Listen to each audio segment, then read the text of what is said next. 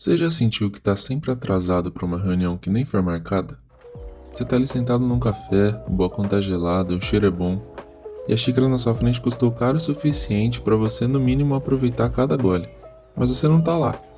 Sua mente tá em 2030 tentando decifrar se o caminho que você escolheu agora vai te levar pro topo ou se você tá jogando só seu tempo fora. Para quem pensa demais, a vida raramente é um evento que acontece no presente.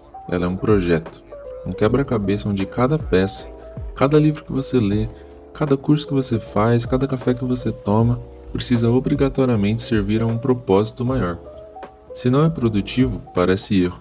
Se não gera resultado, vira culpa. A gente carrega esse tal de propósito como se fosse uma mochila cheia de pedra, uma carga que diz o tempo todo que ser não é o bastante, que a gente precisa se tornar algo. E nessa busca louca por um sentido que justifica a nossa existência, a gente comete o erro mais clássico de todos. Um erro que o filme da Pixar resumiu de um jeito genial.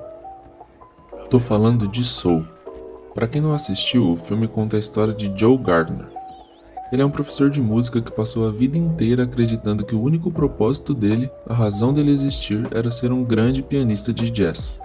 Ele achava que se não conseguisse aquilo, a vida dele não teria significado nenhum. Só que, quando ele finalmente consegue realizar o grande sonho dele e sobe no palco que sempre quis, ele sente um vazio. Ele percebe que o destino final não mudou quem ele era por dentro. E aí tem uma hora onde o personagem conta pra ele uma parábola que explica exatamente o que a gente vive. É a história de um peixe jovem que chega num peixe mais velho e diz: "Eu tô procurando uma coisa chamada oceano." O peixe velho olha pra ele e responde: "O oceano? Você já tá nele. Isso aqui onde a gente tá é água." E o peixe jovem decepcionado diz: "Não, isso aqui é só água. Eu quero o oceano."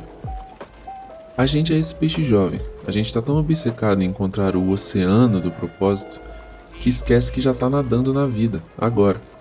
Esse mito convenceu a gente de que o presente é só uma sala de espera para algo melhor que tá por vir. A gente acha que o propósito é um troféu lá na frente, quando na verdade ele deveria ser só a vontade de sentir o gosto da comida, de olhar o movimento da rua ou de sentir o calor de uma xícara de café. Só que aí entra um problema. Para quem pensa demais, esse papo de só viver parece um pouco vazio, né? A gente tem esse vício de querer encontrar uma explicação metafísica para tudo. E é aí que entra um cara que entendia muito de desaprender a pensar, o Fernando Pessoa. Mas não o Fernando Pessoa melancólico que a gente conhece na escola.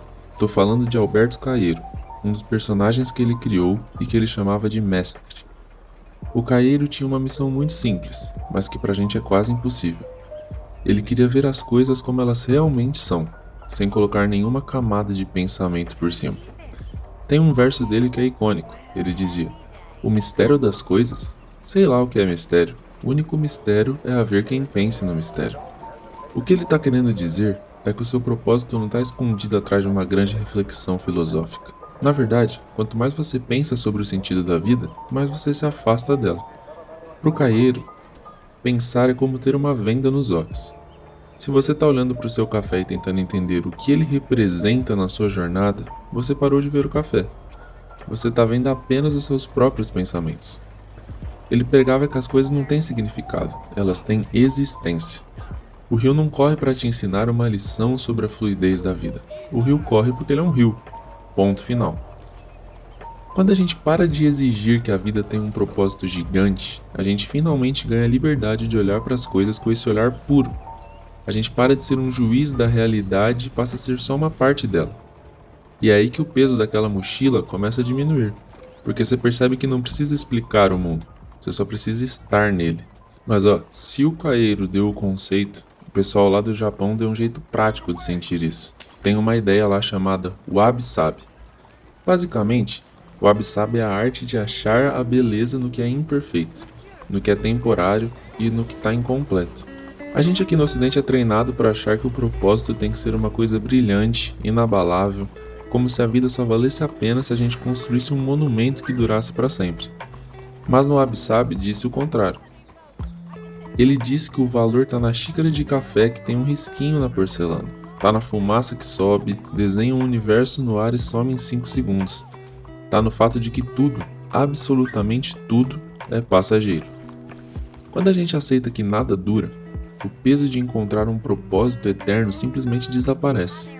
Você para de olhar para o horizonte e começa a olhar para o que está na sua mão agora. É aqui que a coisa muda de figura.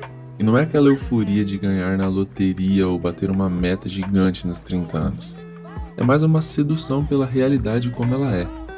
É sentir um prazer quase físico no fato de você estar vivo para ver o café esfriar, para sentir o vento bater ou para ouvir o silêncio da sua casa. É entender que a beleza não está na perfeição do que a gente quer ser, mas na crueza de quem a gente já é. No fim das contas, a gente não precisa de uma grande missão para justificar o dia de hoje. A gente só precisa de coragem para admitir que o agora, por mais comum que ele pareça, já é o bastante. Mas eu sei que você está pensando agora. Sua cabeça está falando, tá, mas se eu parar de procurar um propósito, eu vou simplesmente parar no tempo? Eu não vou fazer mais nada na vida? E essa é a grande armadilha de quem pensa demais. A gente acha que se não tiver um chicote nas costas chamado de grande missão, a gente vai virar um vegetal. Mas é aqui que a gente precisa separar as coisas. Ter metas é uma ferramenta para organizar seu dia. É o mapa que você usa para decidir o caminho que você vai seguir na carreira ou como usar o seu tempo. Já o propósito, ele é uma muleta existencial que a gente usa para tentar dar um peso para nossa alma que ela não precisa ter. Você pode agir no mundo, criar projetos, construir coisas, mas você faz isso pelo entusiasmo do processo e não pelo medo de ser irrelevante. É a diferença entre correr porque você gosta do vento no rosto e correr porque tem um monstro te perseguindo.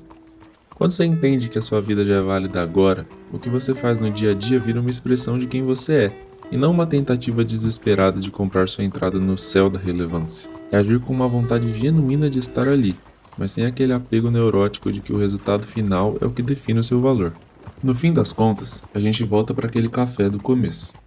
Provavelmente ele já esfriou enquanto a gente conversava, mas se você conseguiu sentir o gosto dele, o amargo, o doce, o quente, o peso da xícara, sem se sentir culpado por não estar salvando o mundo ou construindo um império naquele momento, então você já venceu. A grande verdade que ninguém te conta é que você não precisa de um propósito para justificar sua existência. Estar vivo já é a única justificativa que você vai ter. O universo não está esperando que você mude ele está só esperando que você note que faz parte dele. Então, da próxima vez que sua mente começar a barulhar demais sobre o que você deveria ser, faz um favor para você mesmo. Escolhe uma coisa simples que você está fazendo agora e faz ela por inteiro.